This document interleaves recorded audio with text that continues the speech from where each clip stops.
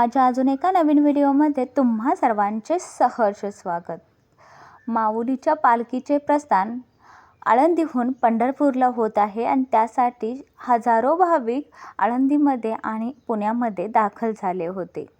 कारण दरवर्षीप्रमाणे याही वर्षी पंढरपूरला जाण्याचं वेळ या शेतकऱ्यांच्या आणि या गावाकडील लोकांच्या मनात अतोनात वाहत होतं।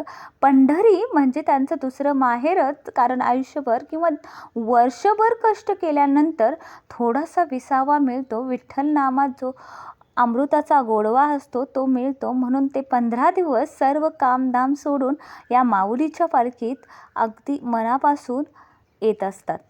कारण पंढरी ही त्यांचं माहेर आहे आणि पंढरीचा विठ्ठल ही त्यांची माऊली म्हणजे आई आहे। जशी आई माहेरवासनीला लेकरूवाळ्या बाळाला जशी कुरवाळते, त्याच पद्धतीनं विठ्ठलाच्या या वारीमध्ये सुद्धा शेतकऱ्यांना आणि गावाकडच्या लोकांना आपुलकी प्रेम भावनाची निर्मिती होते। आठवडाभरचा पाऊस पाहता असं वाटत होतं की इंद्रायणी नदीला इतका पूर आला आहे, तर ही पालखी इंद्रायणी नदी पार करून कशी येईल। पण अलीकडे मला पलीकडे ने या अभंगाप्रमाणे पांडुरंगानं खरंच अलीकडे येऊन आज पावसाला उघडीप दिली आणि स्वतःची पालखी खरंच येथून प्रस्थान केली। आजही अस्तित्वात हे ईश्वर आहेत असंही वाटतं, कारण जगाचा पांडुरंग आजही जगाची रहाटी चालवण्यात व्यस्त आहे। गावाकडून आलेले वेगवेगळ्या जाती धर्माचे पंथाचे सर्व भाविक इथे एकत्र नांदतात।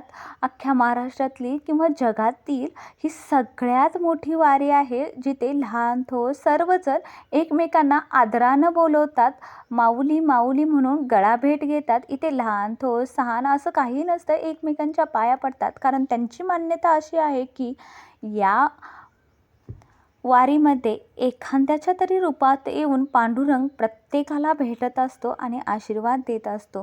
तो कोणाच्या रूपात येईल माहीत नाही, म्हणून हे सर्वजण एकमेकांना माऊली माऊली म्हणून आवाज देत असतात।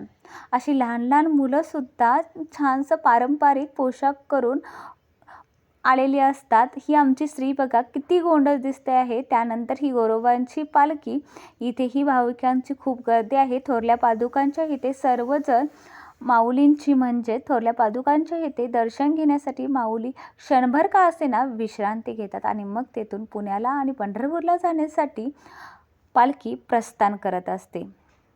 इथे कुणालाही आमंत्रण नसतं की या सोहळ्याला या आणि सामील व्हा, प्रत्येकजण आनंदानं येत असतो। उभ्या जन्मात विठ्ठला वारी चुकायची नाही, अशा अभंगाप्रमाणेच किंवा गाण्याप्रमाणेच इथं प्रत्येक शेतकरी आपली वारी आणि आपलं हे माहेरचं सुख अनुभवण्यासाठी येत असतात। दरवर्षी त्यांचं हे सुख पाहण्याचा नयनरम्य सोहळा आपल्या डोळ्यांनी पाहताना खूप बरं वाटतं। तुम्हीही दर्शन घ्या, कारण हे सुख फक्त आणि फक्त माऊलींच्याच चरणी असतं।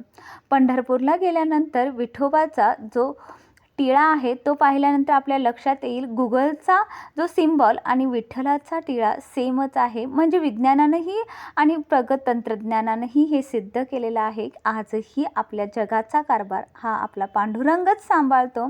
तुम्हाला हा आजचा माझा व्हिडिओ आवडला का?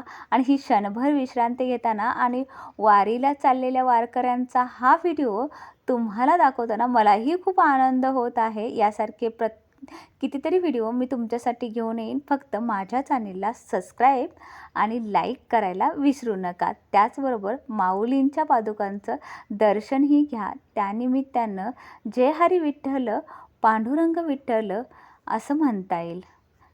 श्री स्वामी समर्थ।